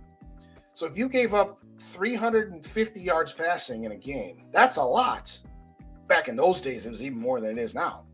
But that means you would have 3 turnovers, which means your offense got 3 extra opportunities. That's a good point. So I'm all for this defense. I am all for this defensive coordinator, and I am all for having a more cohesive football team. Last year, it wasn't a football team. It was an offense and a defense. They didn't mesh well together because what was the common theme every year? The Vikings on offense, first drive or 2, they usually score a touchdown and then they disappear. Defensively, it was the same thing. First drive or 2, sometimes they got a 3 and out or they got a punt. And just that defense forcing a punt was almost like a turnover. And then what? We didn't do anything for a while. And then the other team has got ball-controlled offense and long, sustained drives, and now your defense is getting worn down. You know what? If you blitz and you get burned, that's unfortunate. But better to take a shot to knock out your opponent, and even if you get counterpunched and get smacked in the face, okay, well, so what? Now your offense is back on the field. So this Ivan Pace kid, though, I don't mean to get too overboard. I want to temper my enthusiasm a little bit, but he's good. He's really good. All right, back to the comments. I think I saw a couple new people come in. I got to scroll back up there. Why this thing sometimes moves and sometimes doesn't? Total rushing and passing yards. Oh, I don't know, Gary. I don't know. I'd be making crap up. I mean, do I think Kirk's going to get at least 4,000? Yes. Do I think Kirk's going to get 5,000? No. I think about 4,400 for Kirk, and I think about I'm going to say about 40 touchdowns. I think that would be good. Oh yeah, I got that one. I always respect Favre's player. Well, okay, I guess I am. Yes, there you go. No, you know what? That's a very good point, Skull TY. I don't think Favre was as disliked as Rodgers is. 5 years ago, I would have disagreed with you. Over the last 5 years, with how crazy Aaron has really gotten and how much he has thrown everybody, including the Green Bay Packers organization, under the bus, that's a tough call. But up until like 2018 or 19, he hadn't been as crazy with darkness retreats and all this other stuff. There was a point in time where it's just like, you know what, Rodgers is, you know what, I wouldn't mind cheering for Rodgers if he was a Viking. I wouldn't hate it as much as fun. Now I don't know. But I don't think we're going to have to worry for that.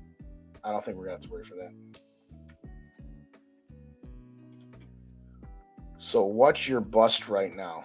I'm not sure what you mean, Eric. Not sure. If you're still in here, follow up with that. I'm not sure. Sounds like you're good at predictions. What year we finally win the Super Bowl? The year before I die. That way I can say I saw one before I die. Too Evil to Hope. Shout out, my brother. What's up, Too Evil? Good to see you. I knew I saw somebody else I ain't seen there in a minute. Chad, 09 and 98 had so many similarities. You can blame 10 different people on each team, not just Favre and Anderson. Thank you. Chad, I have been saying for decades, people want to blame just Gary Anderson. You remember that Robert Smith ran out of bounds 3 times on that drive? And if he hadn't run out of bounds, see, Atlanta got the ball back with 2:07 and 1 timeout. So if Robert Smith doesn't run out of bounds, that takes out the 2-minute warning. It takes out their last timeout, and it takes the clock down to 1 minute and 17 seconds when Gary Anderson misses the field goal, as opposed to 2 minutes and 7 seconds with 1 timeout and the 2-minute warning. So Atlanta wouldn't have – I'm not saying they wouldn't have still scored, but they would have been under different circumstances. You got the ball back with 2:07 and 1 timeout. You could methodically go down the field to tie the game. You get the ball back with 1:07 and no timeouts. That changes the complexion of how you call plays, how the defense sets up against you. So, yes, let's give Robert Smith a little bit of that. Let's give Robert Griffin a little bit of that. 2 interceptions on that drive that Atlanta scored. Twice he has the ball. Twice he had the ball in his hands. Randy Moss dropped a touchdown in the middle of the second quarter. Would have been a tough catch. He was streaking across the middle of the field. It was just outside of the stretch time. Had to settle for a field goal on that drive. You score a touchdown on that drive, you're not up 7, you're up 11. Or who knows how else the game butterfly effects from there. Todd Stussy had not allowed a sack the entire season until the NFC Championship game against Chuck Smith. Blame David Palmer for that, by the way. Little known fact. David Palmer was a third down back, and he was assigned to chip Chuck Smith. And David Palmer was like, I don't need to chip Chuck Smith. Todd Stussy is my left tackle. He hasn't given up a sack all season. He doesn't need my help. He was supposed to chip Chuck Smith before he released, and he didn't. And frankly, it was a brilliant play by Chuck Smith. Stussy had him locked up for the first 3.5 seconds, and then completely lost his leverage. But he held up for 2.5 seconds. And by the way, I was at that game, and I was right behind the Vikings offense at that point, a little off to the side. Randy Moss was clear of the safety. If Cunningham gets that ball off, and as long as he gets it down there, instead of it being 20-7 before the turnover, it would have been 27-7. The game would have been over. So, War Luigi. War Luigi. I like it, right on. I like it. All right. With DJ, I'm not sure we want him. But I'm ching. Want him at 8 cents if I were against the Bears. And all 8 of those sacks where his teammates did the work and he just cleaned up the mess. Hey, isn't that t-shirt giveaway you're wearing? No, my name's not T-Bass. I don't show up on screen shirtless. T-Bass, if you watch this later on, shout out to T-Bass. He was on One Bar and Up against when they opened up the phone lines or opened up the stream. And his ass just got out of the shower. He ain't got no shirt on. We are like, whoa, T-Bass, what are you doing? I agree with you, though, Raymond. What a great name. I blame Chili for the 09 with a mention for Peterson. Oh, yeah, again. So getting to 09. Peterson fumbles. Percy Harvin fumbles. Bernard Berrien fumbles. Brett Favre threw 2 interceptions. He did throw another one before that. Now, it should have been a penalty because he got whipsawed and high load at the end of that. But, okay, no more talking about 08 and 98 for tonight, ladies and gentlemen. I'm sorry. Don't want to go down those roads. The doctor is in the building. We got a doctor. I know, doctor. I'm 12 minutes behind because you know me. I get on my themes and I just start talking and I talk to you guys again. Well, doctor is in the house. Thanks for making the house call, doctor. I do appreciate you. As always. You got a lot of what up, docs, but Ivan Drago, I must break you. I love it, dinner. Dylan is in the building. What's going on? Hella late, but I'm here. Hey, you're here. That's all that mattered, Dylan. Hey, y'all hit them like buttons, by the way. I haven't said that one in a while. I mean, I got the icons up here, but y'all know the drill. Hit them like buttons for me. Thoughts on how Danielle Hunter looks? I haven't seen him. He just ramped up because he held in for a while, and then he wasn't doing too. But I believe he did some team stuff. I think it was it last Thursday he started doing team activities. I mean, he's Danielle Hunter. You've seen the guy. He's built like a brick house. He's fine, Skull TY. He's fine. You think there's going to be a special team stud this year? Greg Joseph. He's not going to miss an extra point. I don't know. I honestly don't know. But I will say this. This Najee Thompson guy, I like this guy. Now, yes, Najee was with Rap on his channel a couple weeks ago. Great dude. Great conversation he had with Rap.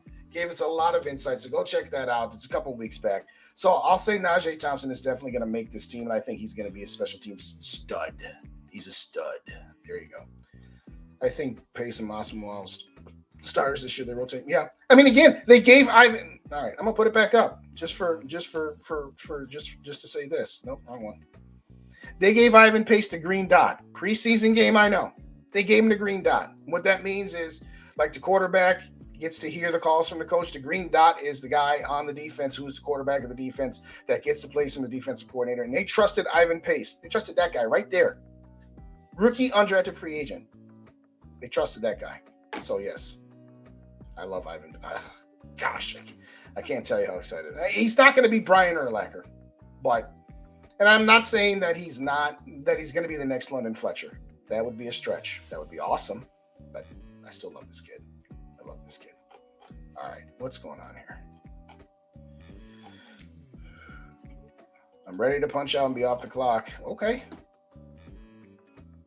Good for you that you get to listen to me and get paid there, Bob. Is it beer 30 yet, Bob? Is it beer 30 yet? Is it beer 30? Why does this thing keep moving? I hate when it does that. I'm sorry, y'all. I keep losing my place in these chats because this thing keeps moving. What's up, Greg? G-Mac? Well, I'm a tad late. That's all right. This is the thing about YouTube. You can watch from where you came in, and then you can go back and start over again. It's all good. Thanks for joining, G-Mac. I appreciate you, man. I really do. All right, I missed something, Northfields booty smooch. What the heck are you talking about? Yeah, Greg Williams can burn along with Sean Payton. You are correct. You are correct. All you late guys got to do push. All right, Worthless, you get on them on that. You get on them on that. You tell them to do their push-ups. You tell them that push-up number 1 is hitting the like button. You tell them push-up number 2 is call one of your friends and get me. I'm at 699. I'm trying to get to 700 by the end of the show, y'all. I got one more to go. Is there anybody in the building that does not subscribe to me? I know most of y'all do. We had an extra E fence last year. There was no Yes. There you go. And let's just not mix extra points and field goals. That's true, too. All right, that's true, too.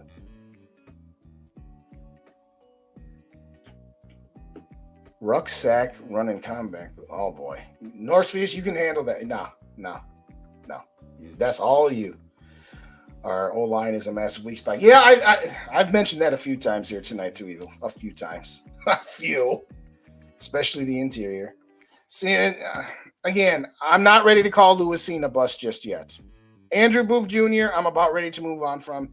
I said it earlier before you got here. Ed Ingram, it's not entirely his fault. He is a interior lineman, and they usually need time to develop, and he was put into a position to fail because he was put out there before he was ready because they had nothing else better. I'm not letting him off the hook.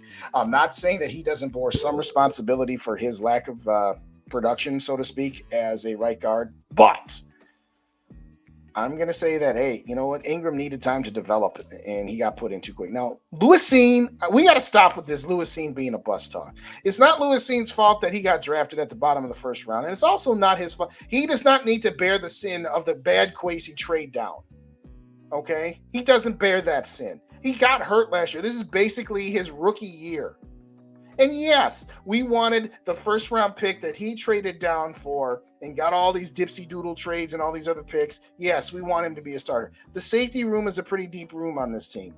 I'm not saying, again, that it's no big deal, and I would have liked to have seen more from Lewis Cine, absolutely. But I ain't willing to call Lewis Cine a bust yet. Ed Ingram, he gets 50%. He's just a guy. Andrew Booth, though, I'm out. I'm out on Andrew Booth Jr. No disrespect to the kid. Personally, I hope I'm wrong. I hope like 2 months from now, Andrew Booth leads this team with 4 interceptions because he got to figure it out. My expectations of Andrew Booth Jr. are 0, and anything we get is found money. Y'all probably heard me say that at least once, but Andrew Booth just don't got it. He's too injury prone. I'm sorry. Yeah, giving you PS. Yeah, okay, that was bad. Yeah, that's when I was talking about those. Okay, we're not taking them. And Denny taking a knee with the best. No, Rhino. I got to disagree with you, Rhino. Okay, this is the last thing I'm going to say about 98. First down, Randy Moss runs a 60-yard fly pattern. Randall Cunningham scrambles for 3 yards. They call timeout. Second down, Randy Moss runs a 65-yard fly pattern. It falls incomplete. Randy Moss turns and looks at Randall like, throw the ball where I can catch it. And he just moseying on off the field. And with about 12 seconds left on the play clock, Randy's just like, yeah, whatever. I ain't running all the way back there again. So that third down play would have been Chris Carter and Chris Walsh as your 2 wide receivers. So all I'm saying is I would not have taken a knee. I would have called my last time out and said, Randy, are you – that was the first sign of Randy being Randy because it was right in front of me. Randy was disgusted with Randall because he gotten turned around and he couldn't find the ball and the ball falls at his feet. He couldn't catch it. Randy Moss was not going to be in that play on third down when they took the knee.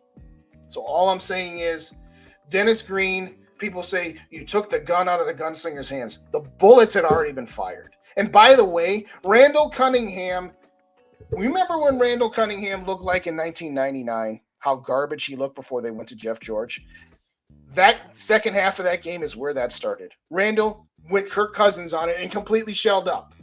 Okay? I'm not disparaging Kirk right now. Okay? I'm done with that for right now. But all the stuff we've said negatively about Kirk, about being hesitant, about the moment being too big, that was what Randall Cunningham was in the second half of that game. So all I'm going to say in fairness to Denny, He had tried on first and second down. Randy Moss had just ran 260-some yard routes, and Randy had said to the sidelines, "Hey, I'm winded. I need to take a play off." So what was he going to do? Run out there with Chris Carter and Chris Walsh? Like the Falcons couldn't defend that on 3rd and 7? And then if you don't pick it up, you're punting the ball to Tim Dwight, who had like 200 and some special team yards. If he breaks one, gets him into field goal range. No, I wouldn't have made the move of taking the knee like Danny did, but it's not as indefensible as some making out to me. Okay, no more. PTSD. And Dennis Green taking knee. Well, yeah, I just trust him. But that's okay. Let's not talk about it. Y'all want to talk about Denny. All right, that was sexy. Still love Denny, though. He's the second best. If we win a Super Bowl, I will go streaking to... Okay. You know, I've told my daughter this many times. She's just like, "Dad, will you cry if the Vikings win the Super Bowl?" I'm like, "Yep." And then I'll be squeezing you so tight, you'll be punching me, be like, "Let go of me."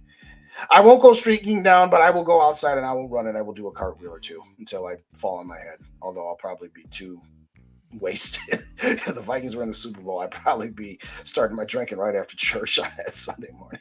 But anyway, if we get a ring, I'm doing Stokols to you, Austin. You dang right. I don't know about the underwear part, but you dang right. Gary said don't use this. All right. Green dot means Hicks needs to watch his back. Yes. Jordan Hicks. They're going to keep Jordan Hicks for the veteran leadership, but he's not guaranteed the green dot. If the 98 team won the Super Bowl with Green gets his money. Yes.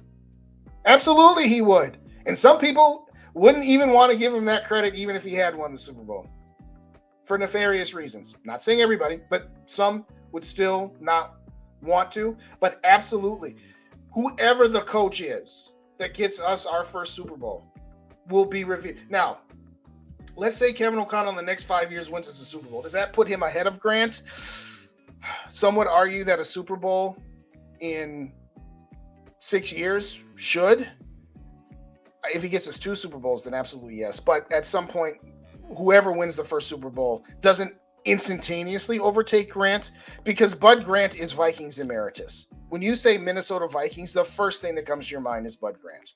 If you know the whole history of the franchise, okay, there's a reason that the Vikings Museum at TCF Stadium, it has a coach's corner and has every coach there, and Bud Grant is one of them. And then Bud Grant also has a whole nother section and a statue. If he had won that Super Bowl, I don't know, Chad. I really wish we could have had that debate. But I'll say this: whoever the coach is, yeah, they will instantly be elevated to number 2. And eventually could theoretically overtake Bud, but it would take a Super Bowl. Dennis Green was a fun coach. Absolutely. All right. I hear the glass. Sarah. Minnesota teams have effect on their family. Yes. Reggie said it's blunt 30 here. All right, Reggie. Have one for me. If we get one more subscriber, Justin, will you do 100%? I will do 100 burpees. 1 a day for 100 days. I could maybe get 5 right now. There's no way I could get. There's no way I could get no 100 of them right now. 100 burpees. What good does that 700 subscribers do if I'm dead for trying to do 100 burpees? I might get, if I honestly tried, I could probably get 10, maybe 12, but that's it. Ain't no way I'm getting no 100. Ain't no way on God's green earth. Not right now. Not right now. But I appreciate it. Ain't no way. Booth Jr. equals Dance. Yes! Very good comparisons, Rhino. Absolutely. Norris. All right, second challenge for you. All right, there you go. Hey! Whatever it takes. All righty. Breaking news. We got to 700 tonight. Now, don't y'all be going unsubscribing from me, whichever one of y'all 3 got me tonight just to get me. No, I'm just playing with you. I appreciate that. I mean it from the bottom of my heart. I honestly do. I honestly do, ladies and gentlemen. All right. Y'all having some fun in the chat, so I'm not going to put the... Booth isn't as good as Dan Story. He is Yeah, it doesn't matter. I'm just done with him. I'm really just done with the guy. Hey, T-Bass, we was just talking about your ass. Tell him, chat. I just got done talking about you, T-Bass. I said, if you watch this back later, I talked to him about when you was on with one bar and up against 2 callers before me, and it's still burnt into my memory, that sight of you just getting out the shower and turning on the camera for one bar and love against. I just got done talking about you, T-Bass. Thank you for joining me, brother. I appreciate you. I appreciate you, man. Oh, that is funny. I just said your name, too. Justin, if the Vikings win the Super Bowl, will you have to get a Kirk Cousins likeness tattoo on your face? Not on my face. Not on my face, dog. Everybody shout out T-Bass. My Cubs finally did. It's time for my Vikings. There you go. Boy, T-Bass. 10 years ago, being a Cubs fan and a Vikings fan. Holy cow. Well, you're halfway home. Hopefully, for the rest of us, we get you with that. Would I get a Kirk Cousins tattoo on my arm? Sure. On my face, not so much. But I appreciate you, man. Did your ears burn? Yes, because I just talked about you.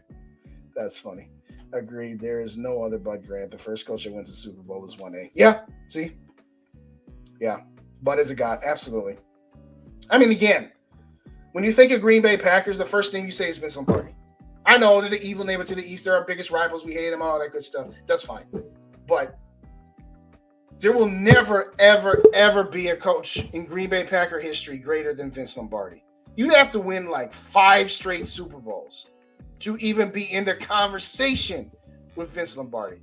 To be in the conversation for Bud Grant, you'd have to win at least 1 Super Bowl, and that gets you to 1A status. Because let's say Kevin O'Connell in 5 years from now wins us a Super Bowl, and then he's garbage for 5 years after that. So he had a 10-year stretch where he had 6 good years, 5 bad years, and 1 Super Bowl. To me, I don't know if that's enough to overtake Bud. But let's just say it's a great problem to have, and it is a great discussion to have. Bud, rest in peace, yes. You know what? We got to do something special this year. We lost Bud this year. We lost Joe Cap this year. And by the way, who's with me? We need to have that Bud emblem. We need to do that every game. Why are we only doing it? Excuse me. Why are we only doing that for the first game? We need to do that for every game. I'm 50, and I could do at least 50. North Feast, you a veteran, though. You one of the people I shouted out at the beginning of every one of my shows, and tonight, too. That ain't me. All right. I mean, if I really... Okay, let me think about this for a second. Burpee's the one where you start on, you do a push-up, you stand up, and you do a jumping jack, and then you go down and up, right? Okay. I could probably get 20, but then I'd be exhausted. I could probably get to 20. But no, I ain't getting no 50. I sure ain't getting no 100. Didn't everybody shower in the locker room? Yes! T-Bass. T-Bass. When the boys are in the locker room taking showers, it's expected that you're going to see your brothers in their birthday suits. But when you watching one bar in Lubbock and they bring somebody on, it's like, whoa, hey, what the hell's going on here? Vince Lombardi, what the hell's going on out here? I'm just messing with you, don't you? I was just like, whoa, what the heck? Okay. Congrats. Hey, I appreciate you guys. In all seriousness, I really do. Now it's Mission 1000. Yes, sir. Yes, sir. I would get thrown up. Yes. I would get throwing up pass on my left and JJ catching it on my right. I'm not sure where you're going with that. Oh, okay. How much? Bud Grant is the Vikings Vince Lombardi or George House. Yes, absolutely. Yeah, no, we were saying. Who was saying that? I think it was the Score North crew said it. Was it today or maybe it was Friday's episode that they absolutely need to? No, it was the Saturday show that they absolutely need to do a statue of Bud Grant, either at the stadium or at TCO or both. But yes, no, absolutely. We need to do a shot for. Write that down, Gary. Write that down. We We'll do a salute. We'll do a cheers for each other, getting to see all you guys. And we'll definitely we'll write that down and remind me we got to do that. Absolutely. Next year, A-Rod got to break into Lambeau Field. Yeah, there you go. There you go. Brown is the measuring stick for me. Look at this coaching tree, in my opinion. That's a big measure for him. Brown, or did you mean Bud?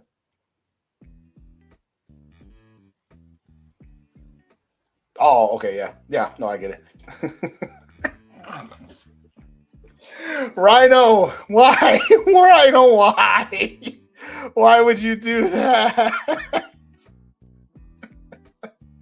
See what you did, T-Bass? I mean, this was like what? This was last Wednesday. This was on Horned Up. Yeah. Horned Up.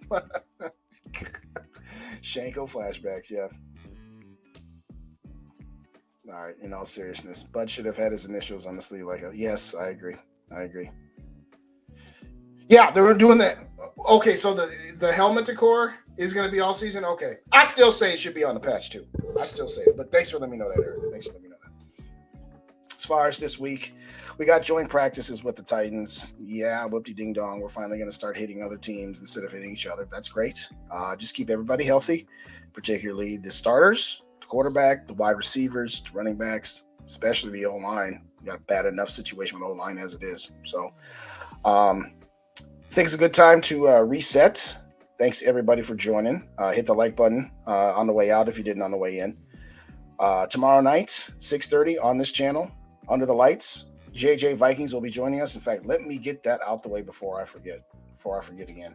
I'm going to put his link in the chat right now. Hold up.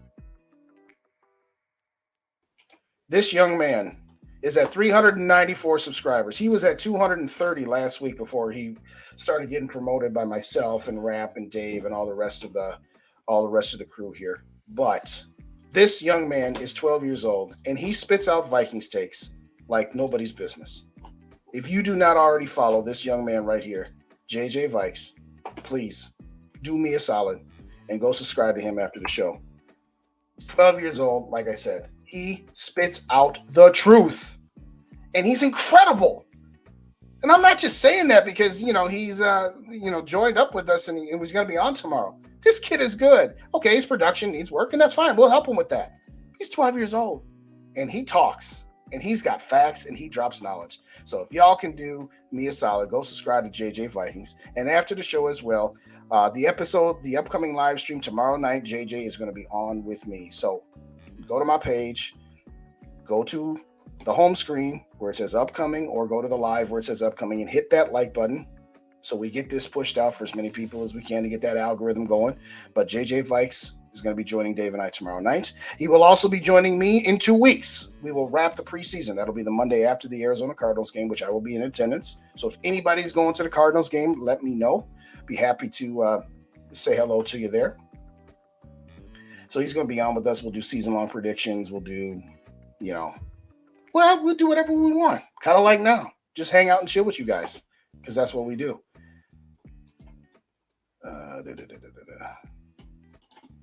Grant was also the original. Yes. I'm going to leave that one up for a minute.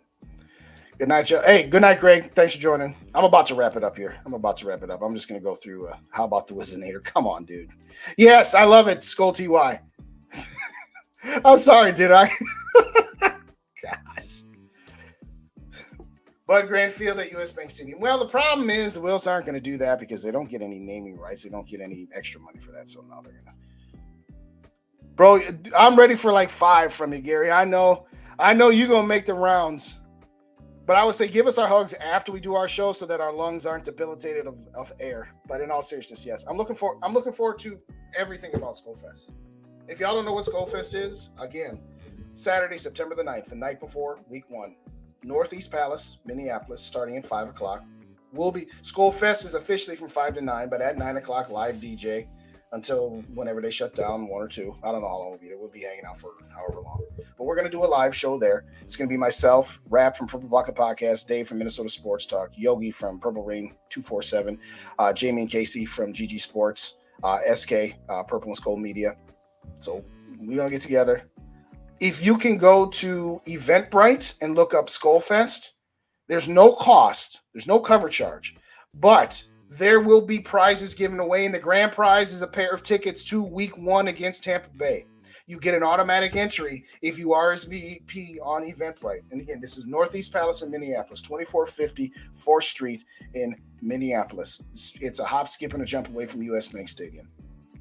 So, yes, I'm looking forward to everybody who's going to be there. Off the top of my head, Gary, I know, is going to be there. SKOL Mafia is going to be there. Sodak going to be there. Put it in the chat if you're going to be at SKOL Fest. Put it in the chat. JJ is sharp. Yes, Norsefius. 100%. Ooh. No, why? You don't like Andy, huh, Greg? You don't like Andy? Okay. Never subbed to him. Northeast says I agree. I'll say this: he's too big of a homer for me. I've actually met the guy. Draft night of 2012. The night we took the draft, we took. Who did we take when we took Kyle Rudolph? Was that 2012? Yeah, I think that was 2012. I met him at a bar in Minneapolis. A bunch of other Vikings fans. We got together there, and so I said that to him. But my Worthless opinion. Oh yeah, of course, Worthless will be there. I always wanted to go to work, but yes, sir. Yes, sir. He just gets on my new nothing. No, I don't disagree. He's a little too homerish for me. Once in a while, I'll watch a video of his if it's a topic that I want some information on that he has. But no, I don't religiously watch. I watch him once in a while. But yes, the fact that he will never say anything negative about Kirk Cousins drives me crazy. And he wants to pretend, I criticize Kirk. No, you don't. No, you don't. And that's fine. You got 68,000 followers. I got 700. I ain't hating on you. I don't begrudge you. I'm just saying, call it for what it is. You're a homer. And that's fine. I don't have a problem with that. Oh, well. Yes, there is that too. That we'll just leave that one alone. Lots of people get on.